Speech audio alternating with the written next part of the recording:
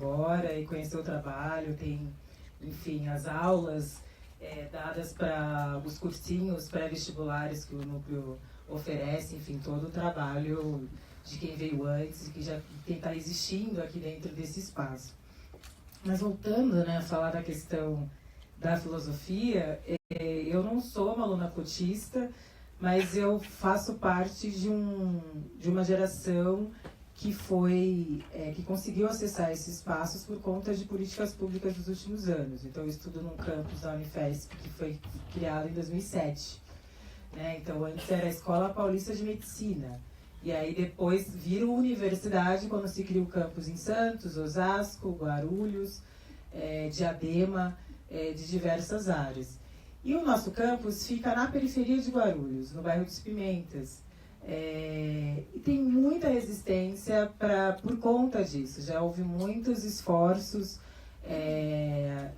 de professores daquele campus, enfim, para tirar aquele campus de lá, porque ali é periferia e ali não é espaço para que se tenha um campus de humanas.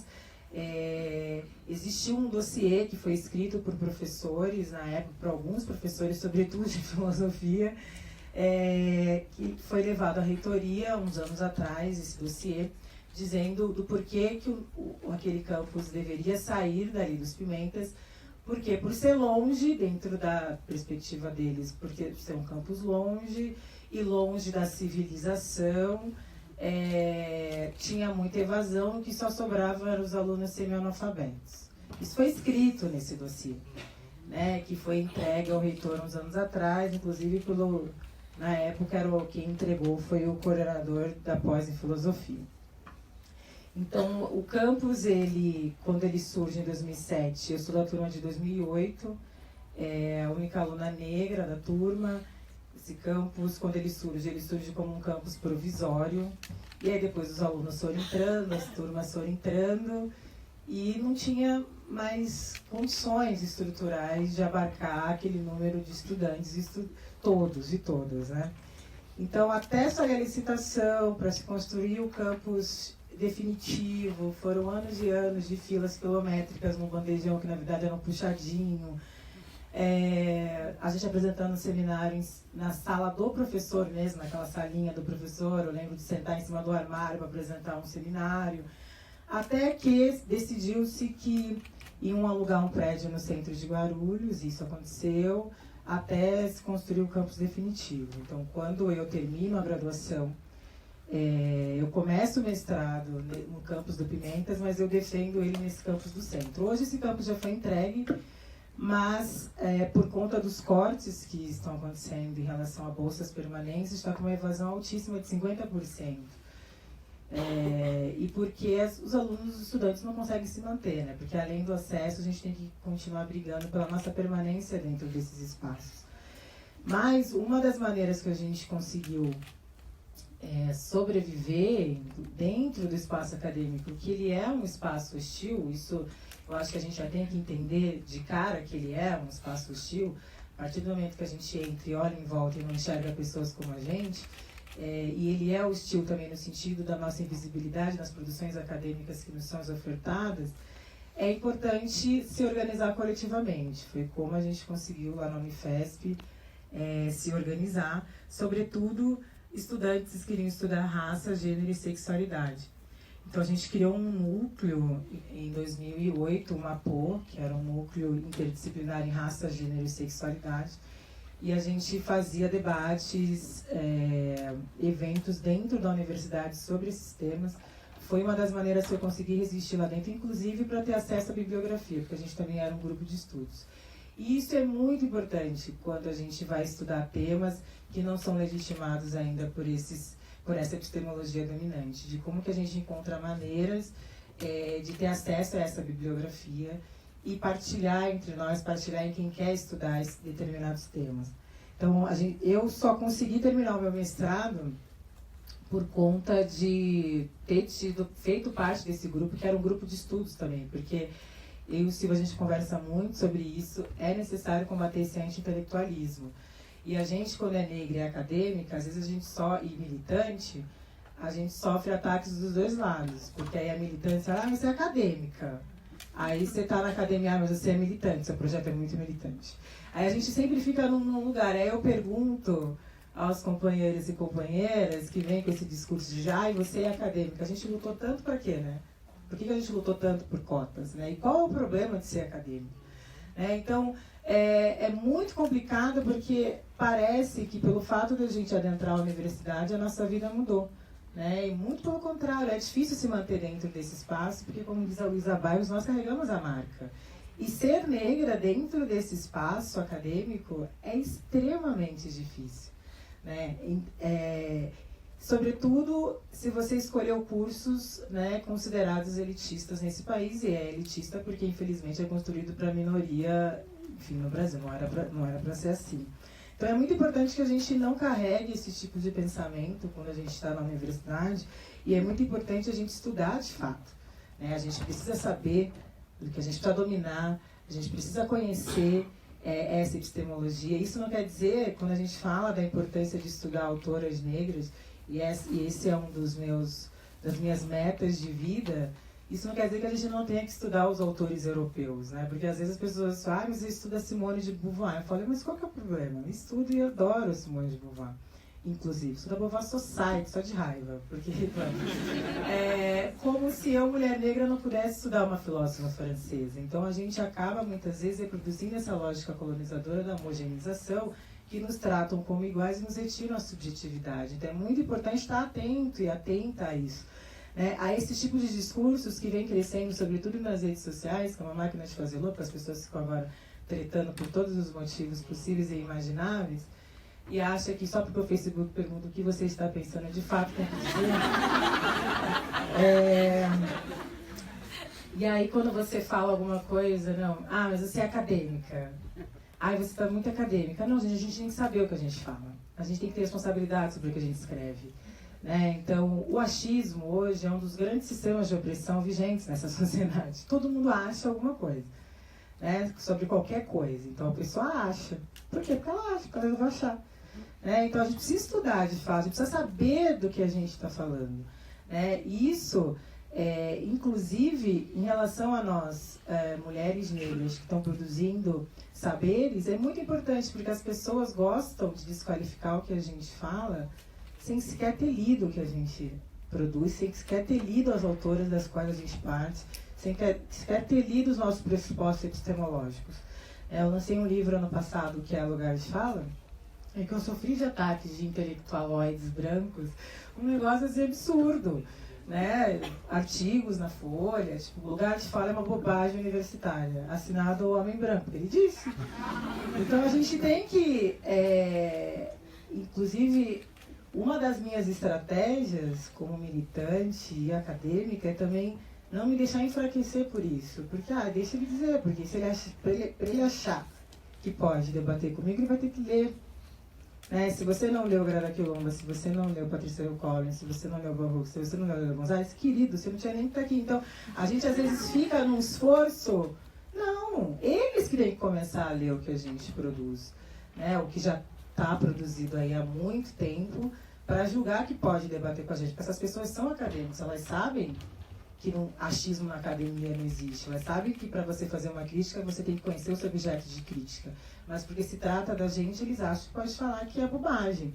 E o quanto que muitas vezes a gente cai nesse jogo de ficar respondendo a desqualificações, e isso é um gasto de energia que a gente poderia utilizar para pensar outras questões.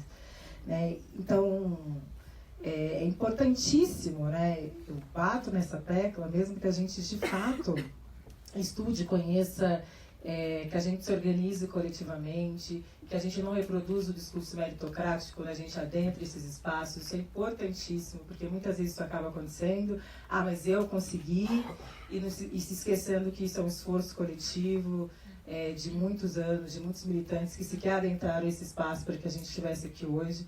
Então é importantíssimo não cair nesse discurso do negro único, gostar desse discurso, porque esse discurso, ele nada mais é do que o discurso que valida o racismo, que é como se nós fôssemos especiais. Nós não somos especiais, nós fazemos parte, fruto de uma geração que teve oportunidades. Então não caiam no discurso do especial, Mas fulano conseguiu, eu sou especial. Não, até porque aí parece que esse número que está aqui é suficiente, porque a gente já basta. É um discurso que a branquitude utiliza, muito eficaz muitas vezes, que faz com que a gente acredite e não perceba que, na verdade, é um discurso para manter as coisas como estão. Então, nunca se esqueçam de que a gente está aqui não é porque a gente é genial. Eu não fiz mestrado porque eu sou genial. Eu fiz mestrado porque eu tive oportunidade de estudar. Eu sou a primeira pessoa da minha família a entrar na universidade e que as nossas gerações são gerações que lutaram para que a gente estivesse aqui hoje. Minha mãe não teve oportunidade de estudar, meu pai também não teve. Foram obrigados a sacrificar tantas gerações para que a gente estivesse aqui. Então, esse entendimento ele é extremamente importante para a nossa organização dentro do espaço acadêmico, para que a gente não se esqueça disso, inclusive na forma como a gente vai reivindicar para que a gente consiga permanecer dentro do espaço acadêmico. Então, ser da filosofia, e acho que é importante também estudar a filosofia, vocês no direito talvez vão estudar, acho que talvez não tanto quanto deveria, porque fica um olhar extremamente tecnicista do direito, tomar muito cuidado para não ficar com esse olhar tecnicista do direito e que não reflete criticamente sobre a sociedade, que não reflete criticamente sobre o seu locus social, enfim, e ter estudado filosofia para mim foi muito importante por esse sentido, a gente entender que a necessidade da gente ter debates como esse, o porquê que a gente reivindica a nossa permanência, como disse Simone de Beauvoir, porque a gente vai pensar a nossa situação a partir da desigualdade concreta e não reivindicando o conceito de igualdade abstrata. A gente está pensando a partir da desigualdade concreta, pegando os dados, as estatísticas, todo esse histórico desse país racista e que no processo de pós-abolição não incluiu a população negra na sociedade brasileira. Então foi o fato de ter estudado tantos autores e autoras, inclusive que nem estavam pensando isso, porque a gente pode pensar o conceito de equidade aristotélica, Aristóteles, que é tratar desigualmente os desiguais para promover a efetiva igualdade. A gente tem, inclusive, respaldos filosóficos para a gente poder pensar a importância de ações afirmativas e a importância das nossas reivindicações de filósofos que não estavam nem pensando nessa questão, era num outro debate, enfim, pensando uma outra questão, mas que a gente também pode, inclusive, se ancorar dentro desse debate, dentro do debate filosófico que alguns filósofos trouxeram para poder, inclusive, argumentar o porquê que é importante a gente estar aqui. Bom, 1 minuto para terminar, porque eu não quero passar o tempo. É dizer que cuidem do psicológico, isso é muito importante, a questão psíquica para a população negra. Os danos psíquicos causados pelo racismo são cruéis. É muito difícil a gente estar em lugares em que as pessoas dizem que não é para nós, que a gente tem que ficar provando o tempo inteiro que a gente é boa, que a gente tem que ficar o tempo inteiro tendo que lutar para estar dentro desse espaço. Então, cuide da questão psicológica. Existe o Instituto AMA, Psique e Negritude, quem não conhece, AMA com 2 M's, que trabalha com essa questão dos danos psíquicos causados pelo racismo. Na Unifesp a gente teve casos de 3 suicídios e foram 3 estudantes negros e 3 estudantes da filosofia. A gente sabe o quanto que o racismo elimina a nossa autoestima, o quanto eles nos adoecem, então cuidem disso nos coletivos de vocês. Isso precisa ser um debate fundamental, a questão psíquica, porque a gente, sem autoestima, a gente não aprende, sem autoestima a gente tem muito mais dificuldade de apresentar um trabalho, a gente não se sente capaz, a gente tem vergonha de falar em público, e só a gente sabe o quanto que essas construções racistas fizeram com o nosso psicológico e quais foram as barreiras que a gente teve que ultrapassar para conseguir se sentar numa mesa, pegar no microfone e falar tranquilamente, ao passo que os homens brancos, por exemplo, têm a maior facilidade de falar, nem que seja para falar besteira, sem ter a vontade. Por quê? Porque foram construídos para ser o sujeito da fala, para ter autoestima. Então, nas minhas aulas, sempre quem levantava as mãos eram os homens brancos. Nem que fosse para falar besteira. Às vezes eu até queria falar, mas ficava com vergonha. Eu me retraía. E foi todo um processo que eu tive que analisar, enfim, para entender o porquê que aquilo acontecia. E hoje eu sou essa pessoa de autoestima insuportável, mas foi um trabalho de muitos e muitos anos para a gente chegar aqui.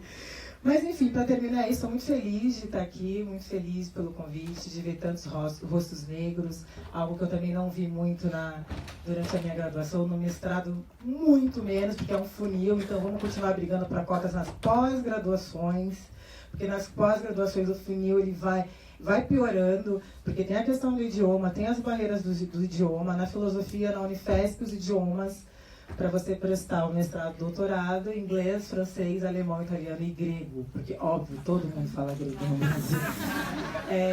E quando a gente pautou enquanto representantes discentes o espanhol, espanhol não. Só se filosofa em alemão ou francês. Então, continuar a briga, entender que a luta continuar a briga para a nossa permanência, mas também para as cotas nas pós-graduações, que isso é extremamente importante para que a gente consiga ter acesso. Enfim, eu estou agora trabalhando no meu projeto de doutorado, quero ser doutora mesmo, diferente de vocês advogados, que se falam já se acham doutores.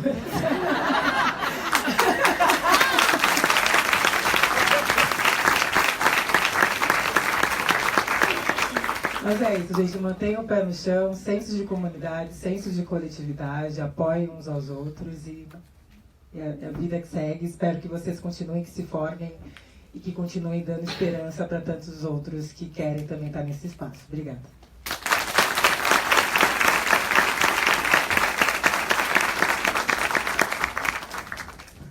A gente gostaria de agradecer a fala de todo mundo que está aqui na mesa, foram muito importantes. E agora a gente quer convidar vocês para participarem desse debate também. Então, quem quiser falar, levanta a mão, a gente vai organizando as falas. E falem seus nomes e aí podem ir levantando, a gente vai organizando a ordem.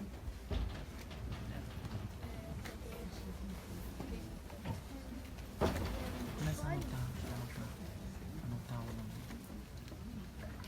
Gabriel, você consegue falar? Consegue falar bem? Não vai levantar. Será que vai, gente? Vem pra cá, vem pra cá. Não, a pessoa tem que vir. Deixa eu ir. Vai até metade do caminho. Tá ligado? Em 2016, quando a Grada Quilombo ela veio aqui no Brasil, ela falou uma coisa que me deixou muito impactado, né? Ela fala que todo o conhecimento que é produzido dentro da universidade ou fora dela pode ser usado para favorecer um Estado neoliberal, um Estado patriarcal, heterossexual e masculino. Eu queria saber das convidadas e convidados qual é a opinião de vocês sobre qual o papel da universidade para romper com esse padrão de sociedade que a gente tem. Obrigado.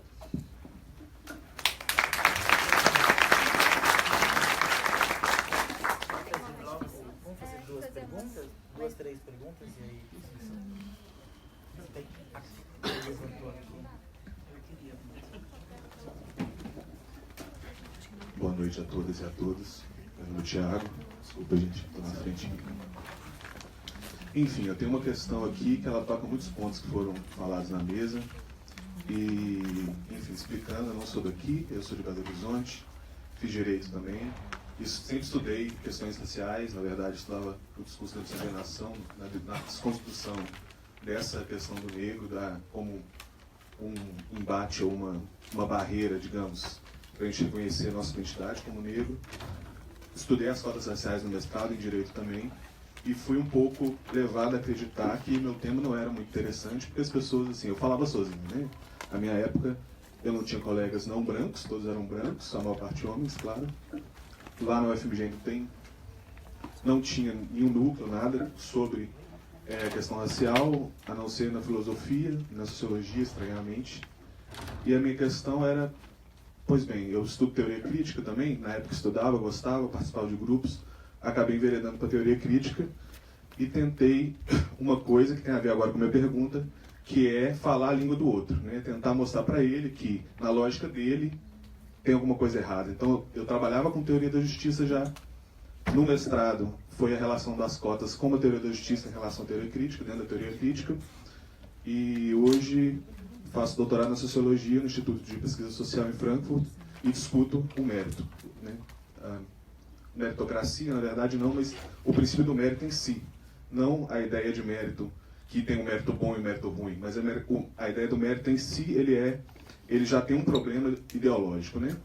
Então, tanto no debate das cotas, isso foi muito importante, levantar o mérito contra o privilégio, mas quando o mérito ele tem um discurso que tem a ver com privilégio, esse que é o problema, digamos, que a gente encontra um problema da discussão filosófica. Desculpa, não quero fazer uma palestra aqui, mas a minha pergunta é, então, o que a gente tem de estratégia para parar, assim, não parar, né, mas para fazer algo além de tentar, de ficar pregando para convertido. Assim, não quero...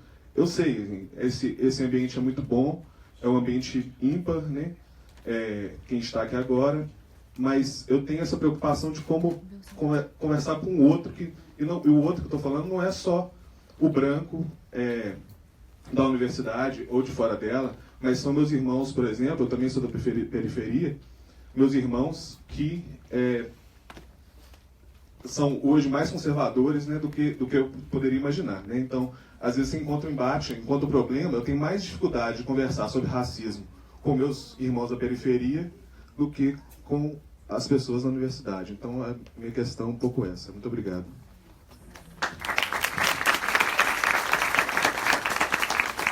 A gente vai pegar mais uma pergunta, vai fazer rodada de 3, porque senão vai ficar muito, né? Agora é a Ana Carolina. Depois a gente faz mais uma rodada. Bom, boa noite a todos. Eu sou Ana Carolina, eu me formei aqui na Sanfran, fiz mestrado aqui, depois fui para a UERJ, fiz um caminho meio que inverso ao da Aline. Eu estou muito feliz de ver a Sanfran com mais pessoas negras, que era uma coisa que me incomodava muito na graduação. Na minha turma a gente podia contar nos dedos, numa turma de quase 500 pessoas, você tinha 5 pessoas no máximo, se tanto. A minha pergunta é, mas vocês falaram bastante de pós-graduação. O meu doutorado é sobre cotas na pós-graduação. Então, eu queria ouvir um pouco de vocês. Quais foram as barreiras que vocês enfrentaram para chegar na pós-graduação? Quais barreiras vocês acham que são as principais para que pessoas negras cheguem na pós-graduação? E o que vocês veem de solução? O que eu acho, basicamente, é que só você colocar a cota, que nem aqui na Sanfran tem nos direitos humanos, não é suficiente. Tem várias outras barreiras ali anteriores.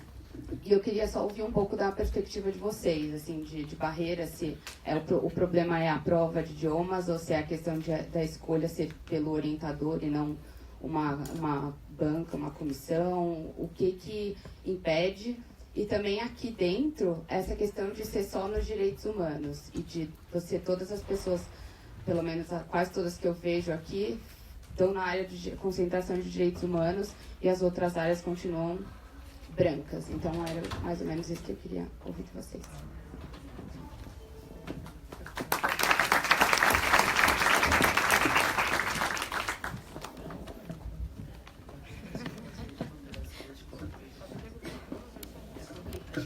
Posso responder essa das cotas, eu acho. Eu vou começar pela última pergunta. Eu acho que primeiro é importante, se não ficou suficientemente enegrecido, que as cotas, a reserva de vagas, as pós-reserva de vagas para ações afirmativas nos direitos humanos não funciona. Ela, na verdade, não existe. Pelo seguinte, você vai fazer uma primeira fase, que na minha época mudou o processo, era uma prova de inglês eliminatória. Quando eu fiz a seleção para cá, eu estudava para um outro concurso que era extremamente elitista e eu já tinha um inglês fluente. Então, mas assim, na primeira fase não tem ações afirmativas. Então, quem foi eliminado na prova de línguas, aqui também é inglês, italiano, alemão e francês, não tem espanhol, não tem nenhuma língua mais próxima, ela já está eliminada do processo. Depois você tem a segunda fase. Na terceira fase, teoricamente, você teria uma reserva de vagas. Mas o que acontece? É um processo onde o orientador, individualmente, escolhe quem ele vai orientar ou não. Ou seja, é impossível a verificação dessa reserva de vagas aqui. Eu fui escolhida pelo meu projeto. Não fui escolhida porque era uma aluna de reserva de vagas e eu já tinha passado por 2 fases anteriormente.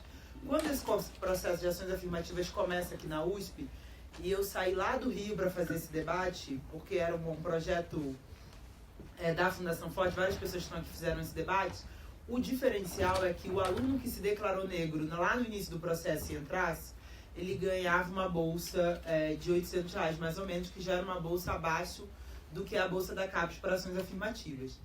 Essa bolsa já não existe, pelo menos desde 2012. Porque eu ingressei em 2012, essa bolsa já não existia.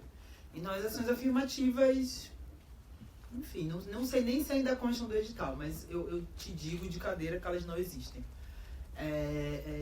Efetivamente. E aí, sobre as dificuldades do processo, eu acho que são todas. Acho que, pelo que eu falei, o processo é extremamente excludente. A prova, na época que eu fiz, a prova que agora até mudou, mas ainda é uma prova difícil, mas era uma prova de tradução de um texto jurídico em inglês sem dicionário. 2 horas para fazer. Ou você sabia inglês ou não rolava.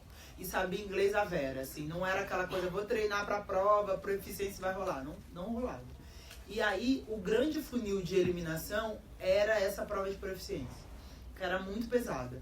A prova, que era a prova específica, era uma bibliografia que você lia, era muito difícil alguém que passou na prova de língua ser reprovada na prova específica. Ou seja, era mais importante você saber inglês que direitos humanos, mais importante você saber inglês que civil, para fazer uma concentração na área de direitos humanos ou civil, só para dar o exemplo. E aí depois tem a fase de escolha do orientador, e aí o bicho pega. Porque tem gente que fica 2, 3 anos, ou você foi aluno especial antes, para você, além de você conseguir ser aceito como aluno especial, que alguns professores abrem, quando abrem, são 5 vagas, você ainda tem que pagar R$400 para assistir essa matéria. Então, além de você desenrolar com o professor, você ainda tem que ter os R$400 na hora, que paga para ser aluno especial. O que eu acho um absurdo diante da gratuidade do ensino. Para mim, a maioria das taxas aqui, da forma que são cobradas, são ilegais. Mas isso é uma discussão que eu não vou fazer agora. Ninguém sabe para onde vão essas taxas, mas aluno especial aqui paga. E aí depois você entra numa fila. Tem departamentos, como é o exemplo do departamento do qual o Conrado faz parte, que tem tentado fazer, e nem todos os professores, mas uma parte dos professores, fazer essa escolha pela orientação com banca, com os professores escolhendo pelo projeto, mas é um esforço heróico de alguns professores mais sensíveis. Não é o processo seletivo real. Então, gente, assim, é tudo. Se você é de fora, eu não consegui ser aluno especial porque eu não tinha dinheiro para vir do Rio para São Paulo. A professora Eunice me aceitou sem me conhecer, mas tem professor que diz, vem aqui assistir minha aula. Aí você mora no Rio de Janeiro, ali você já... Não tem asa, não dá pra falar. Ali você já rodou. Tem professores mais sensíveis? Tem, mas tem... A professora Eunice me avaliou pelo projeto, sem me conhecer.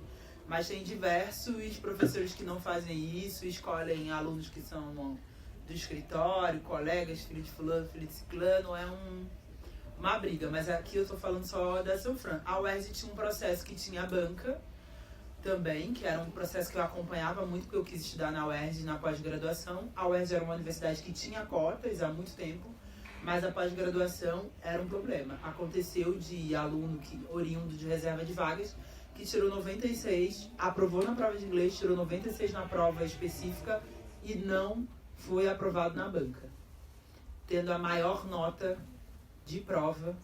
A gente viu isso, a gente fez denúncia, então é difícil, acho que tem que brigar bastante. Mas é que eu queria deixar demarcado que não existe ações afirmativas efetivamente nos direitos humanos. Ela é para inglês ver, digamos assim, nem para inglês, mas para inglês ver.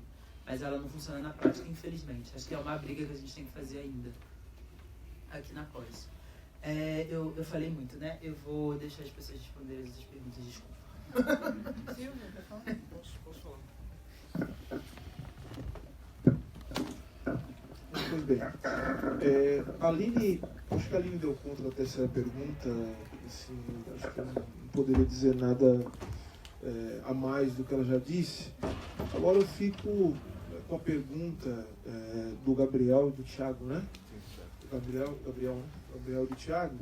E eu acho que dá para responder as duas questões em um único golpe, né? De uma única fundo, tal, quando ele se encontra, né? Ou seja, o mundo neoliberal, o mundo racista e tal. Qual o papel como é que a universidade pode romper com isso? Eu vou dar uma resposta que pode parecer pessimista, e ela é um pouco, mas que eu acho que é a única forma da gente começar a entender que a universidade não é algo que está fora da sociedade, que, portanto, a universidade é uma instituição, e como uma instituição tão importante, a universidade tem um papel. Qual que é o papel da universidade ou da escola em geral, assim como é o papel, enfim, dos meios de comunicação, assim como é o papel também dos ambientes de trabalho, ou seja, que é reproduzir ideologias, né? Ou seja, no sentido de reproduzir ideologia aqui, eu quero dar um sentido bem específico, depois eu quero dialogar com o Thiago no sentido que ele colocou, mas é um sentido de que você entra aqui no indivíduo e aqui você vai ser submetido a uma série de processos em que você vai ter que sair para a rua, né, ou seja, para o mercado de trabalho, para a academia, né, aqui em outros lugares, com uma certa maneira de pensar e também com uma forma de agir para reproduzir esse mesmo mundo.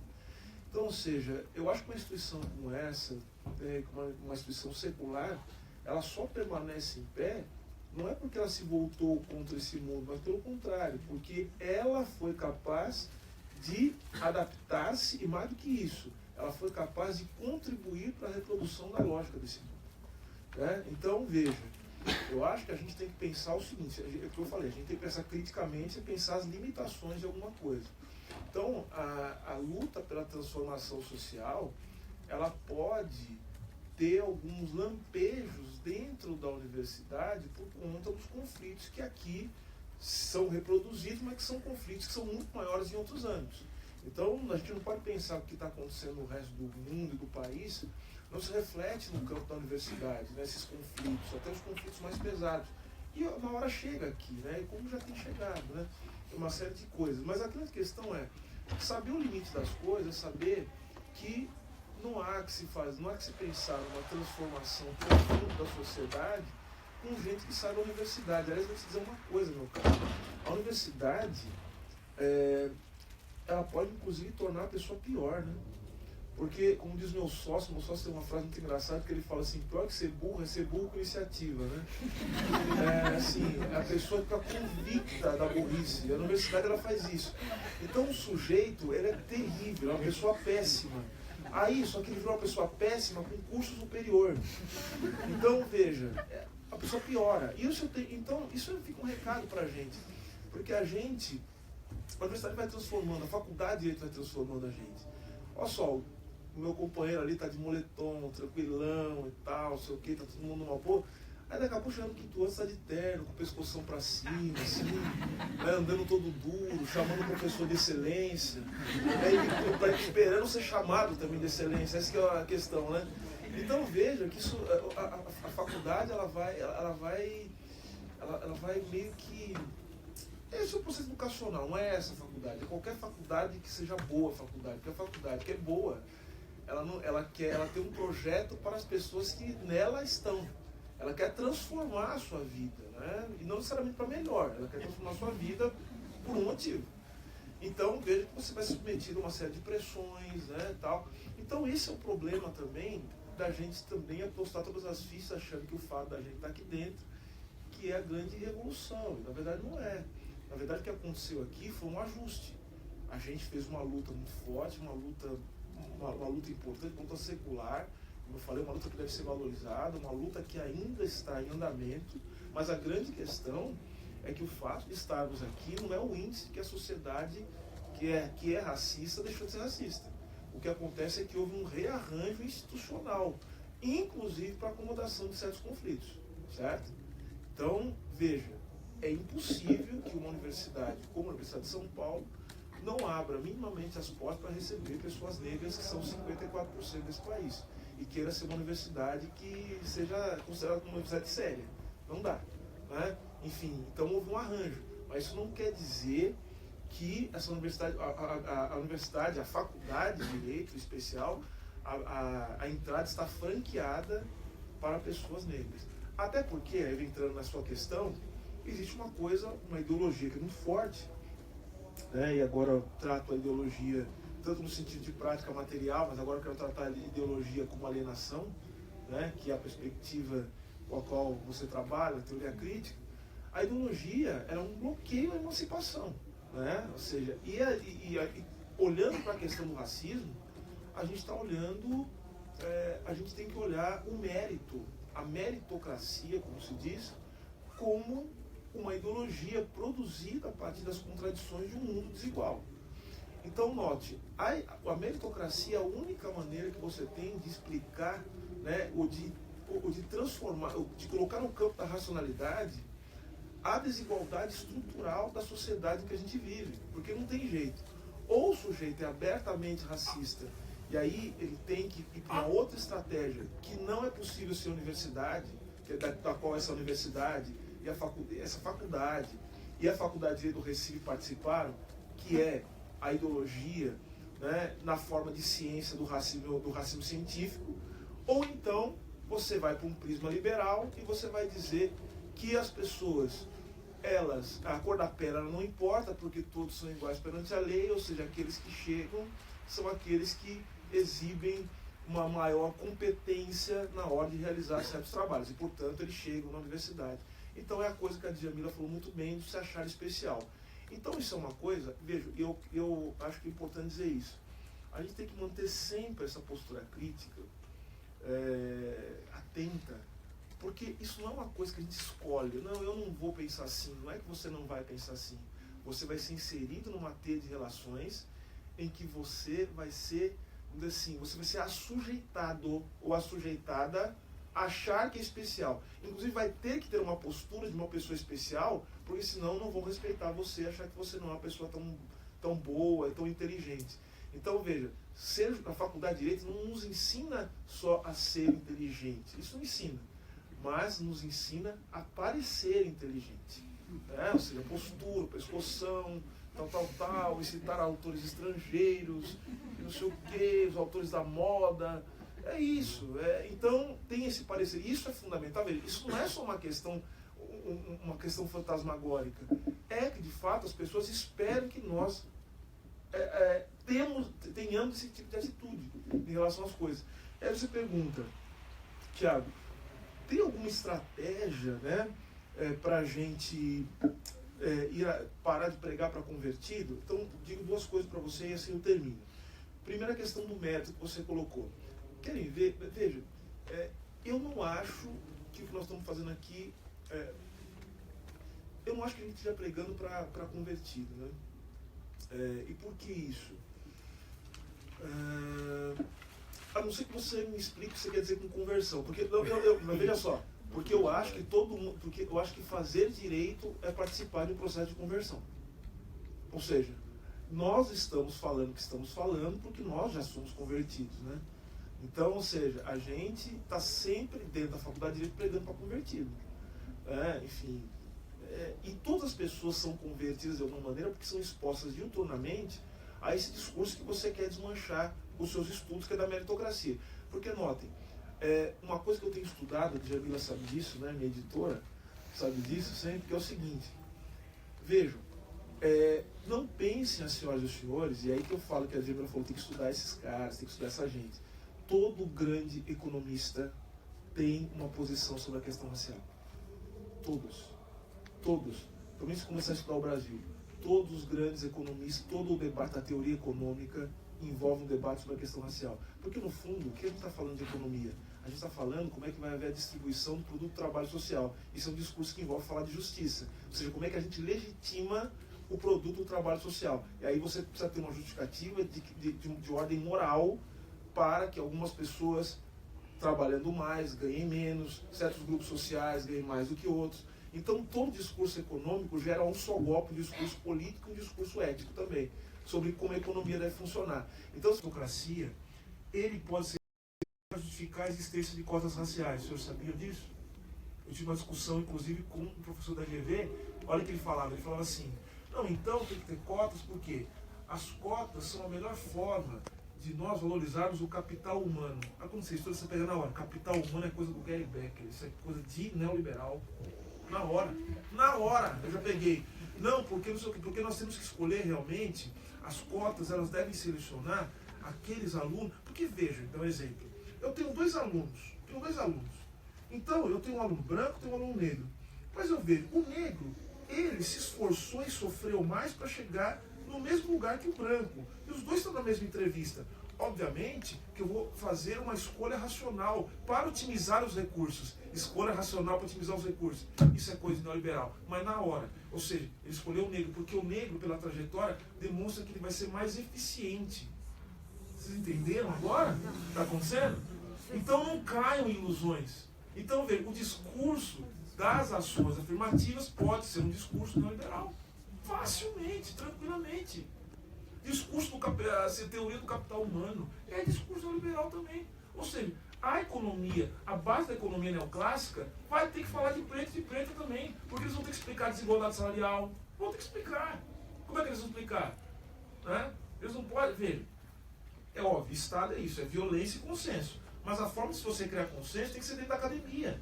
Então esses caras ficam pensando o tempo todo, como é que eu vou fazer para justificar a desigualdade no Brasil? E aí, veja, esse discurso que é altamente elaborado e competente, que nós temos que conhecer para ver como é que funciona, porque daí eu cheguei pro professor e falei assim, professor, eu já saquei onde você está querendo chegar. Só que assim, sabe por que eu não concordo com você? Eu não concordo porque eu não acho que o fato de eu ser preto, eu tenho que sofrer profundamente para poder estar no mesmo lugar que o branco. Por quê? A minha eficiência é medida no quanto eu sofri para estar aqui? Eu falei, eu não vou aceitar isso não, porque veja que no fundo tem uma teoria do sofrimento, ou seja, você só tem mérito porque você sofreu igual um cachorro. Você sofreu desgraçadamente. Aí você provou que você é feito de um outro material. Aí fica bonito ser preto, olha só. Aí você pega, vai contar histórias de superação. Daí fica bonito. E dá um orgulho mesmo. A gente vive num mundo miserável, que a gente sofre o tempo todo. Você acha que a gente não quer contar uma história de sucesso? É um mundo de pessoas, loser, né? Todo mundo se ferrando o tempo todo. Você acha que não é bonito contar uma história? Ah, eu me dei bem mesmo, eu sou legal, eu sou um sujeito maravilhoso. Então esse discurso ele nos pega. Isso que eu falo, a questão da ideologia, a questão da meritocracia não se dá apenas no plano da consciência. É um discurso que nos pega pela questão emocional, é o sentimento, é o pathos que nos pega. Aí a gente vive num mundo. Outra coisa que falaram outro dia, vou falar rapidamente. Por que o pessoal agora está nessa onda de coach? Todo mundo quer ser coach e quer não go de coach, isso é desgraça. Não, todo mundo quer ser coach. Assim, é a pessoa que está falando de direito, tal, sou negro, agora eu posso falar um coaching de carreira, não sei o que, para ver como é que eu vou fazer. Eu não estou falando mal do coaching, porque assim, eu falei, eu não gosto de fazer discurso moralista, eu quero analisar as coisas do ponto de vista político. Por exemplo, sabe por que coaching faz sucesso? Isso é uma demanda material. Porque ninguém mais ouve ninguém. Quem falou isso foi o Christian Dunker outro dia. Ele falou, não, eu tenho empatia pelo coach. Sabe por quê? Porque, veja, ninguém faz análise. Ninguém tem dinheiro nem tem que fazer análise. Todo mundo tem que correr atrás de meta. A vida virou uma empresa. A vida é gerida pela concorrência e é como uma empresa. Aí as pessoas têm um sofrimento psíquico terrível que se tratam com remédio, mas o remédio ele dá conta de sintomas, das questões de fundo.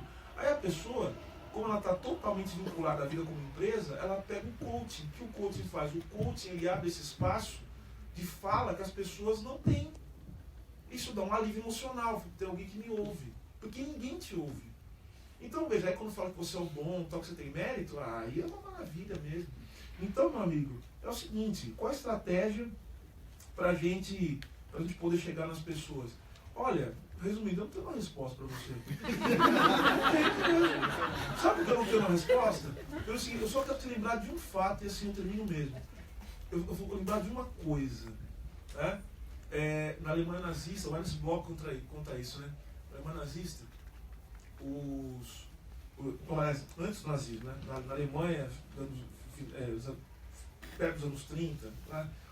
os alemães eles chegavam para a população, para mais povos trabalhadores, falavam assim, os comunistas, né? Os comunistas socialistas, olha, sabe por que a gente está nessa crise? Eles mostravam um monte de tabela, tal, não sei o que, olha, estava tudo certinho, estava correto, ó, os esforços de guerra acabaram com a nossa economia, não sei o que, e mostravam. Aí estava correto. Aí chegava o outro e falava assim, ó, sabe por que a gente está assim, nazista? É por causa dos judeus. A pessoa entende rapidinho isso aí, porque a gente move, porque é uma dimensão do pathos, né? Do ódio, né? E as pessoas estão com muito ódio, cara. Muita raiva. Então, eu não tenho que te responder. Só sei o seguinte, o discurso acadêmico, esse discurso da meritocracia que você estuda, ele vai fazendo assim, ele vai sendo digerido, aí aparece no Jornal da Globo. Aí o sujeito vê o Jornal da Globo. E quem vê o Jornal da Globo? Não é o trabalhador que passa 5 horas da manhã, é o aluno da faculdade de Direito. Entendeu? Então, vejo, eu só vejo uma saída para isso, é a política.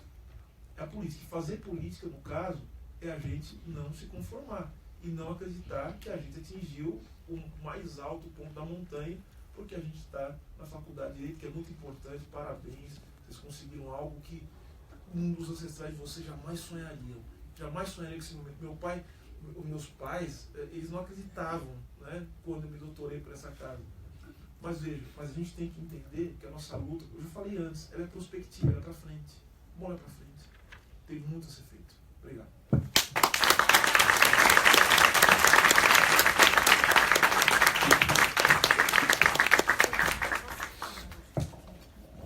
Eu vou falar também. Eu queria falar um pouco dessa pergunta do Thiago, né, que deu muito pano pra manga. Mas, assim, não é uma pergunta fácil, né, porque a impressão que a gente tem é que a gente tá sempre falando para as mesmas pessoas, sempre as mesmas pessoas que estão lendo, dando like, nanã. Mas eu vou falar o que eu tenho feito sobre isso, porque, assim, no dia 8 de março, teve um evento do Instituto Avon. E aí, o Instituto Avon financiou uma pesquisa sobre assédio na internet. Então, o que eles fizeram? Eles pegaram, eu não sei exatamente qual foi a metodologia certinha, mas eles basicamente analisaram os dados referentes ao assédio na internet e separaram por quem comenta o assédio, o público em geral, quem sofre o assédio e quem é ativista anti-assédio. E aí, basicamente, era 95% das pessoas estavam discutindo o assédio daquele grupo que estava discutindo o assédio, 3% eram as vítimas e 2% eram as ativistas.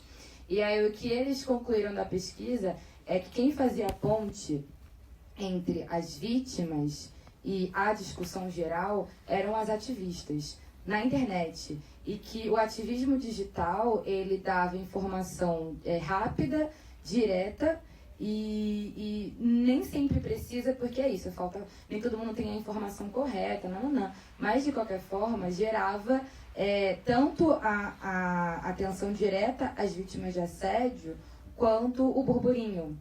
E o que acontece? O perfil das vítimas era, acho que o perfil das vítimas eram 100% mulheres, a maioria entre 30 e 40 e poucos anos, e negras e das classes C e D. A maioria dos haters, 95% dos haters eram homens, brancos, jovens, das classes A e B. E, assim, muito importante, porque muito do ativismo que a gente faz hoje em dia também é na internet. E a gente tem ouvido muito que, é ativista de internet, isso não dá em nada, sai do sofá.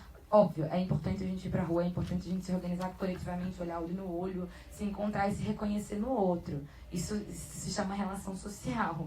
Mas a rede social, ela tem uma expansão que, às vezes, eu imagino que a gente não tem a dimensão, sabe? E foi importante ver essa pesquisa e entender que tá rolando alguma coisa, sabe? E mesmo